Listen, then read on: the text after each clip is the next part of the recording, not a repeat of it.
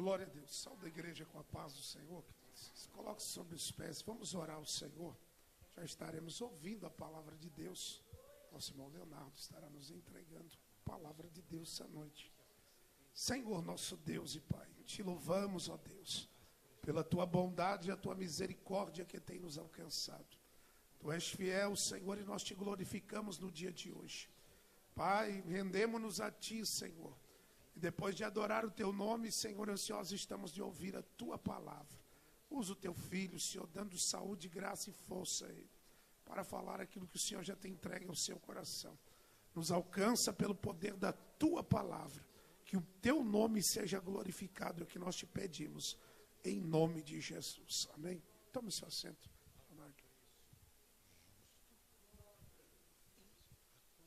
Aleluias, glória a Deus.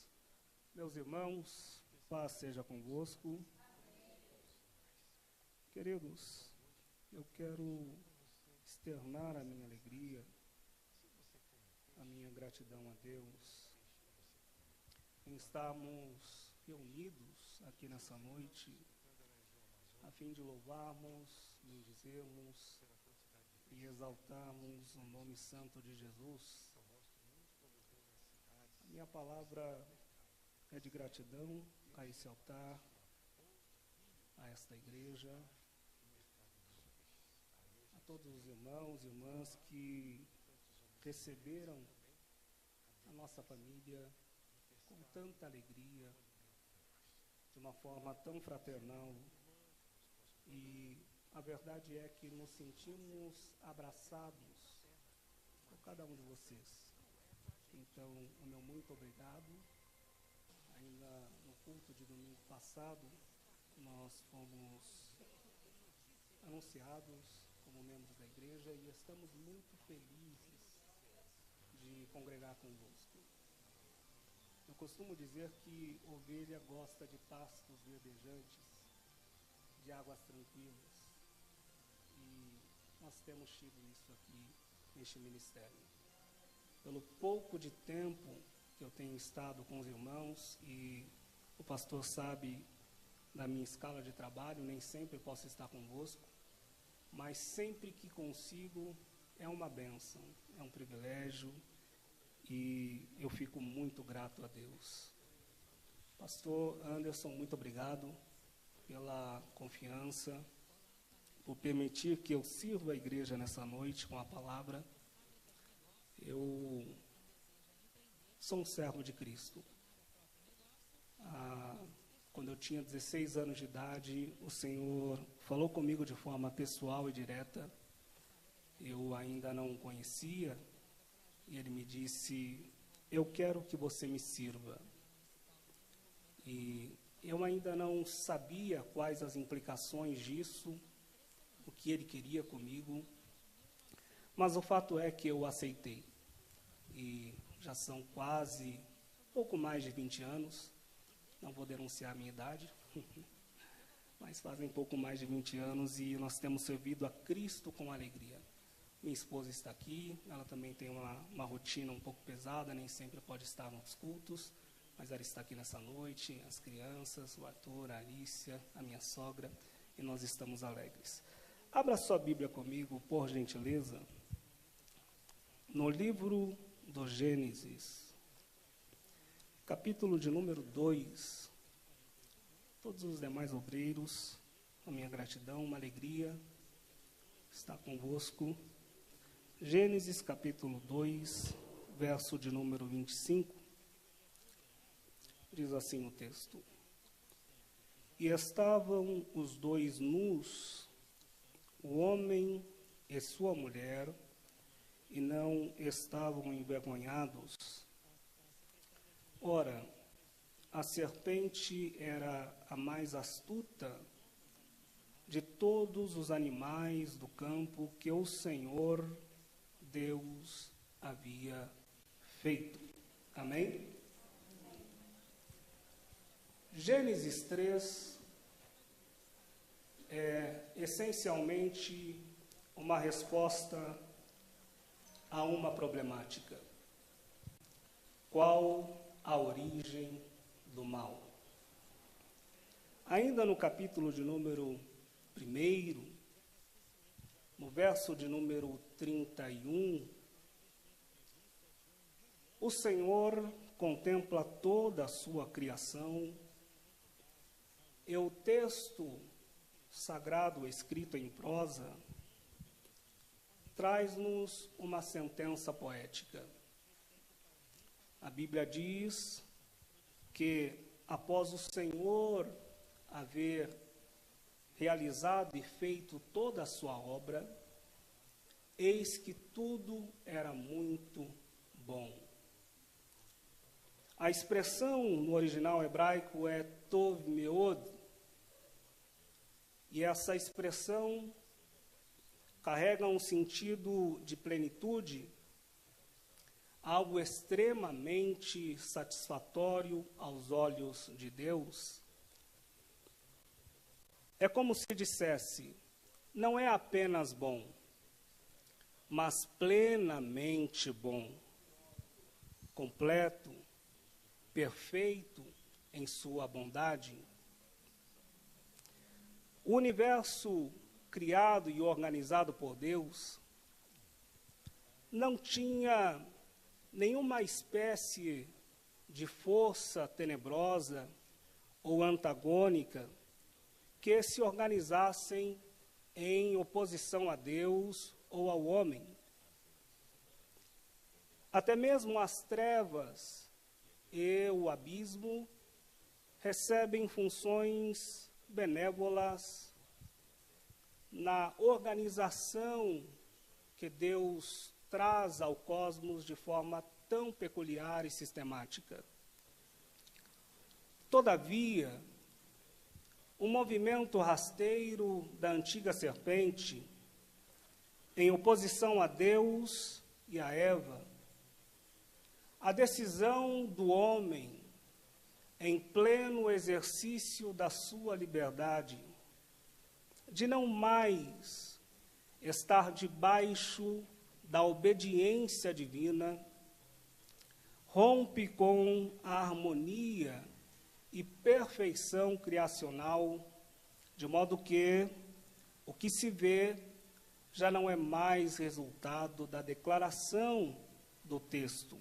E viu Deus que era muito bom. Por essa razão, a queda angelical, que certamente precede a queda da humanidade, ocorre em algum momento entre Gênesis capítulo 2 e o início do capítulo 3, onde a serpente já aparece aqui em oposição a Deus. Apenas a título de informação, algumas lendas rabínicas dizem que a serpente andava ereta, tinha o poder da comunicação, era maliciosa, ardilosa, audaciosa, e o fato é que, à luz da revelação progressiva, podemos concluir que Satanás vai usar a serpente a fim de promover a queda da humanidade. Quando nós olhamos para o texto de Gênesis capítulo 2, verso de número 25, ele nos apresenta uma tensão textual. O redator do Gênesis propõe ao leitor uma justa posição entre duas palavras no hebraico que são muito próximas, muito parecidas. No verso de número 25, o texto nos diz que estavam os dois nus, o homem e sua mulher, e não se envergonhavam. A palavra no hebraico para nus é arumim. No verso de número 1 do capítulo 3, diz que a serpente era mais astuta, de todos os animais do campo que o Senhor havia feito. A palavra hebraica para astuta é arum.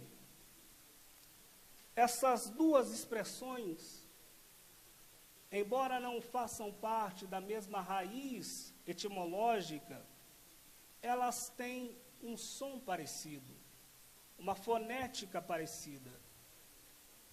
Moisés está colocando essas duas palavras lado a lado, a fim de nos propor um trocadilho fonético, de forma intencional.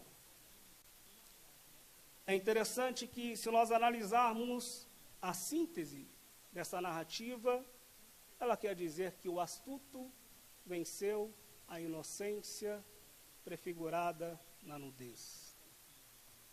A astúcia, a malícia, a falsa sabedoria, ou uma sabedoria terrena, venceu a inocência. Mas o que me chama a atenção é que Cristo é o último Adão. E ele também tem um embate com a serpente. Ele também tem um embate com a arum, a astúcia. E Cristo veio arumim, ele veio nu, ele se despiu da sua glória, aleluia.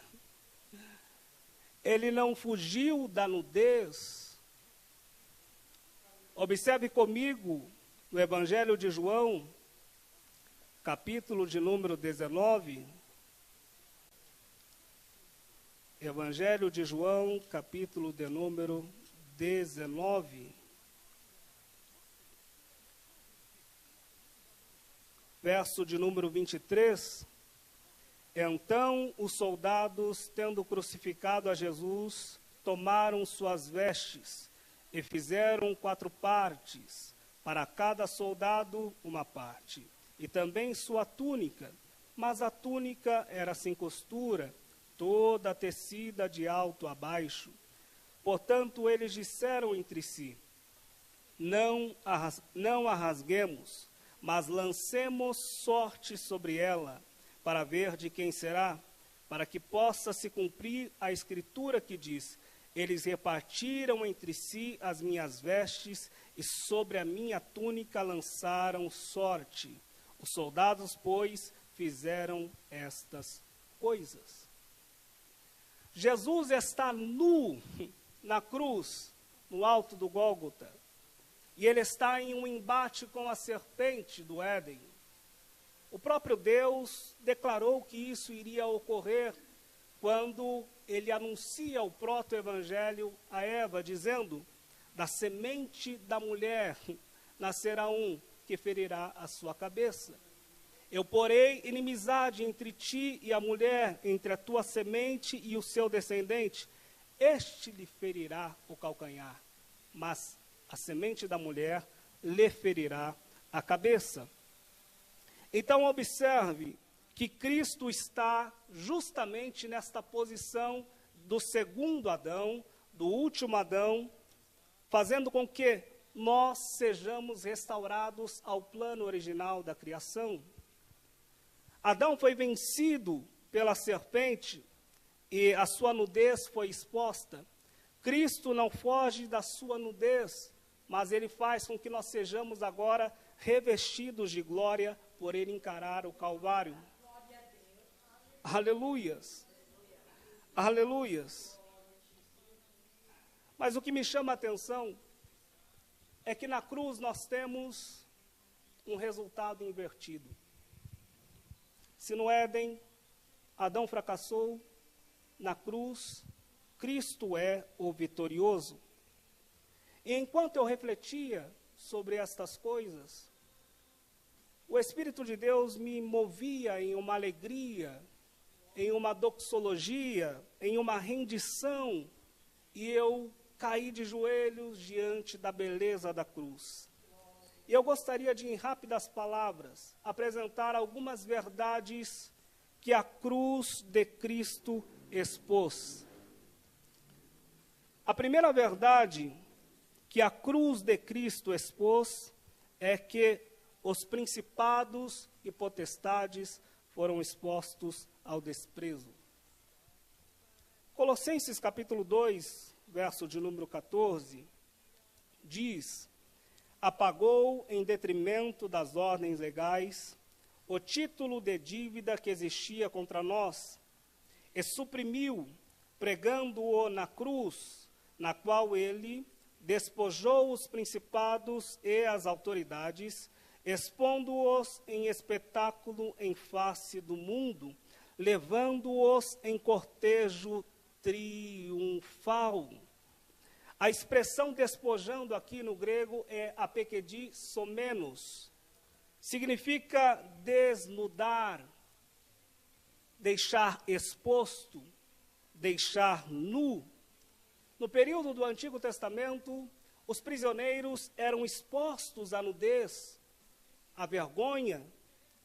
Paulo está usando aqui a imagem de um general romano que volta das suas batalhas, que volta das suas guerras e traz os seus cativos, traz os seus prisioneiros e os traz de maneira exposta à vergonha, ao desprezo. Estão desonrados.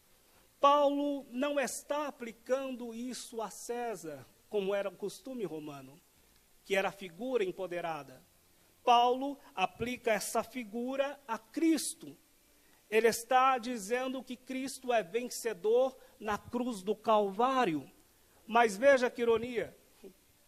Quem olha para a cruz, vê um homem nu, desfigurado, vê um homem sangrando, abatido, morrendo. E a pergunta que eu me faço é: que tipo de exposição pública é essa que Paulo está falando, que poucas pessoas observaram? Que tipo de revelação é essa que Paulo contempla quando olha para a cruz, que o mundo não enxerga? Porque quem olha para a cruz está vendo um homem morrendo. Um homem ferido por várias chicotadas, com uma coroa de espinhos na cabeça. Mas Paulo está dizendo: vocês devem olhar com os olhos espirituais.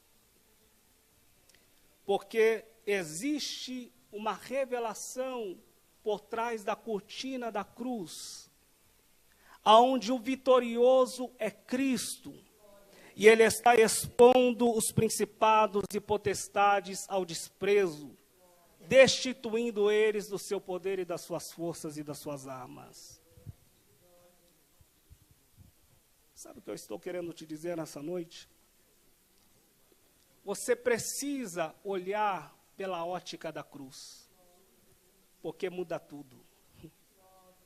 Você precisa aprender a contemplar as suas guerras e as suas batalhas pela ótica da cruz. Quem olha para o teu casamento, quem olha para a sua vida emocional em frangalhos, colapsada, quem olha para a depressão que você enfrenta, está dizendo: está abatida, está destruído. Vamos ver quanto tempo ainda aguenta na igreja. Vamos ver mais quantas semanas, quantos dias ainda aguenta. E Jesus está te dizendo nessa noite: olhe por trás do véu do Calvário. Olhe pela ótica da cruz. Aleluia.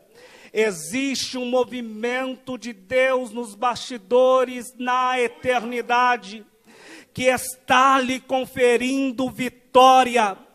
A cruz é a vitória da igreja.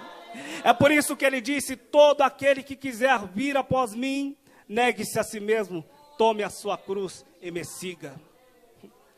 Por que você precisa tomar a cruz? Porque você precisa enxergar pela ótica do Calvário. Aleluia. Aleluia. Aleluias.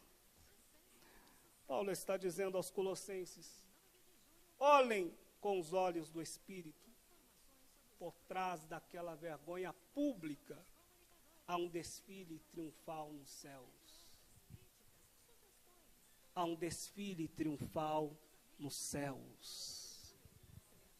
Leonardo, eu não estou enxergando nada, é porque você não está olhando pela ótica da cruz.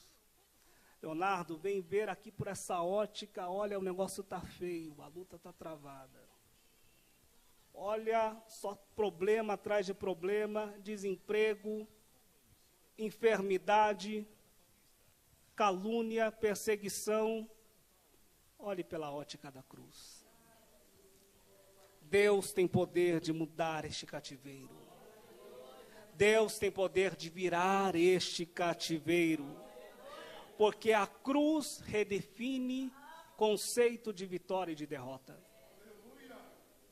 Aleluias.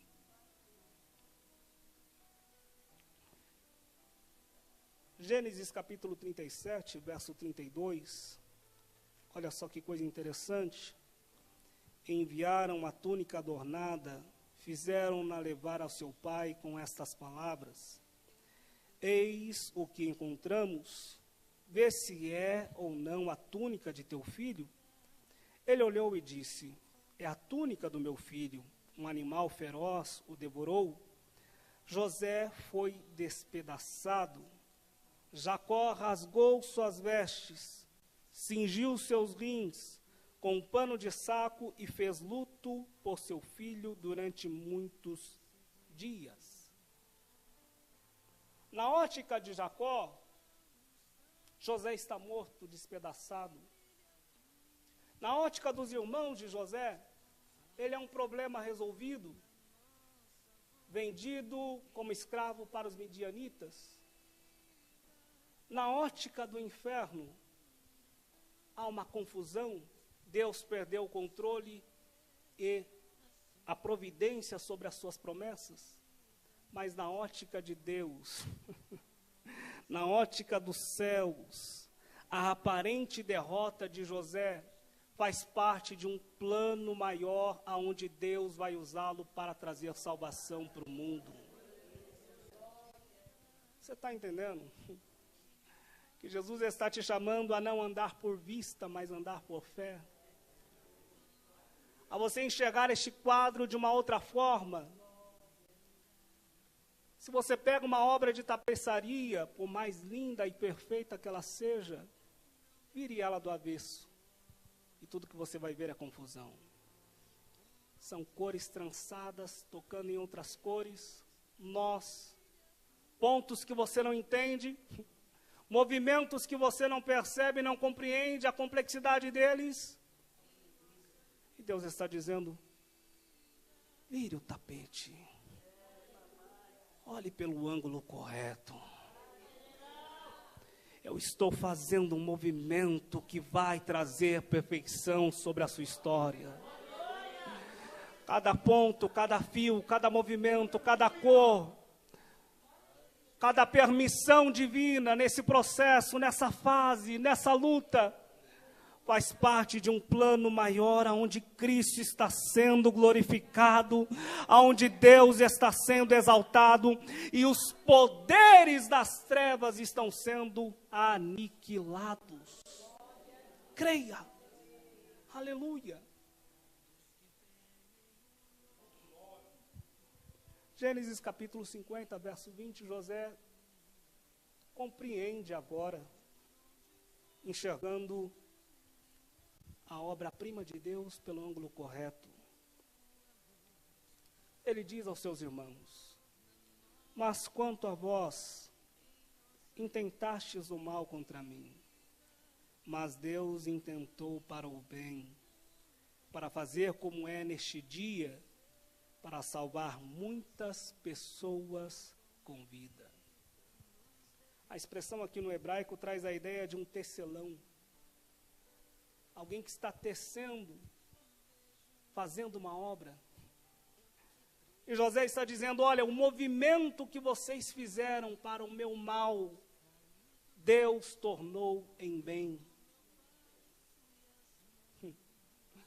Deus tem o controle da tua história. Deus tem o controle da sua prova. Deus tem o controle da sua vida. É mentira do diabo que a sua história será destruída, que você será fracassado, que você não vai romper, que você não vai alcançar, que você não vai chegar. Deus está no controle da sua vida. Aleluia!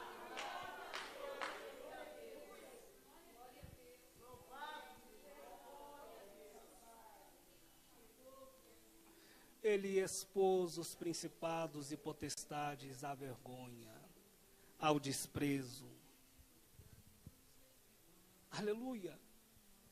No Éden, a serpente tirou a glória que havia no homem, expôs a nudez,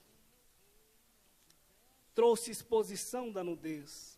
Na cruz é o próprio Cristo que deixa Satanás exposto, a nudez dele exposta. De modo que você contempla agora todo o poder das trevas e você enxerga a realidade. Qual é a realidade? Estão vencidos no nome de Jesus. É por isso que eu não compreendo o crente com medo de obra de macumbaria. É por isso que eu não consigo entender crente com medo de feitiçaria. Maldição sem causa não encontra pouso. E contra Jacó não vale encantamento, contra Israel não vale feitiçaria. Satanás está vencido, mas ele ainda tenta fazer os seus movimentos, é verdade, mas ele está vencido pelo sangue de Jesus. A Bíblia diz que nós o vencemos pelo sangue do Cordeiro. A Bíblia diz que quando o Espírito Santo viesse, ele convenceria o mundo de 3 coisas: do pecado, da justiça e do juízo.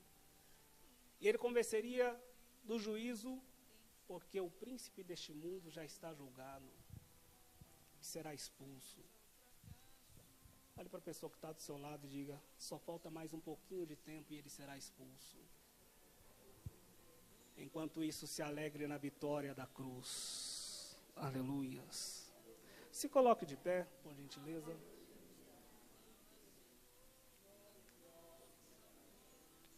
Aleluia.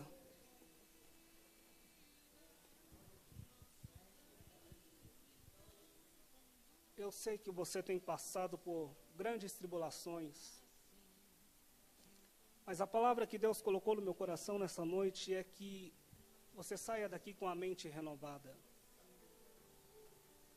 olhando para o mesmo problema, olhando para a mesma dor, para a mesma angústia, para a mesma afronta, de uma forma diferente, através da lente do Calvário. Enxergue a mão de Deus te confortando nessa noite. Enxergue o Espírito Santo te consolando nessa noite. Sinta o Espírito Santo te confortando nessa noite. Ele está tirando esta carga de sobre os seus ombros. Ele está tirando este peso que estava sobre a sua alma. E Ele te diz nessa noite: eu cuido de ti. Eu conheço a tua história. Eu conheço a sua casa, o seu endereço. Eu estou trazendo paz ao seu coração. Eu deixo-vos a paz, a minha paz vos dou, e eu não a dou como o mundo a dá. A paz do mundo é circunstancial. Se tem dinheiro, tem paz. Se tem carro na garagem, tem paz. Se o aluguel está pago, tem paz. Mas a paz de Jesus, ela excede todo entendimento. Ela vai além das circunstâncias, porque ela está centrada em uma pessoa e não em coisas. Pode te faltar tudo, mas não vai te faltar Deus. Pode te faltar tudo, mas não vai te faltar a palavra que te sustenta. E se preciso for, Ele envia cordonizes no deserto. Se preciso for, Ele envia maná no deserto. Se preciso for, Ele dá ordem aos corvos para que te alimentem. E Ele prepara um ribeiro para você beber água. Mas Ele não vai permitir que você seja envergonhado e frustrado e confundido. Creia no cuidado de Deus. Deus abençoe a igreja.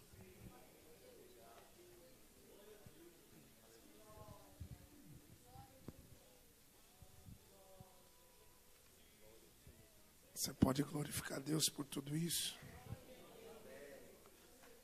Eu estou sentindo que minha alma está tremendo. É o efeito da palavra de Deus. Deus abençoe o irmão Leonardo, as irmãs. O céu tem nos abençoado nesse lugar. Estou muito feliz, irmão. Deus disse que enviaria pessoas para somar conosco nesse lugar. Ninguém me disse nada. O Leonardo estava sentado um dia no culto. Eu preciso botar esse homem para pregar. Deus tem coisas que Deus nos revela, Deus fala. Deus é fiel, Deus falou conosco essa noite. Deus é fiel na nossa vida. Senhor nosso Deus e Pai, nós te exaltamos, Senhor. O Senhor é o Deus que muda a nossa ótica, muda a nossa visão. O Senhor é o Deus que converte a nossa visão em visão vencedora, Senhor. Eu quero te glorificar por esta noite. Privilégio estar na tua casa, poder te adorar, te servir, Senhor, e ouvir a tua voz. Continua abençoando o ministério do teu filho, usando ele poderosamente. Que o Senhor possa fazer abundar sobre nós a tua bênção nesse lugar a cada dia. Despede a cada um de nós em paz, em segurança, livrando de todo mal. Que o teu nome continue sendo glorificado. É o que nós te pedimos e te agradecemos em nome de Jesus. Estenda a tua mão para cá, recebe a bênção apostólica, que a graça do Senhor Jesus, o grande amor de Deus, a comunhão, as ricas e doces consolações do Espírito de Deus, permaneça não somente hoje, mas para todos sempre sobre a igreja. Todos digamos amém.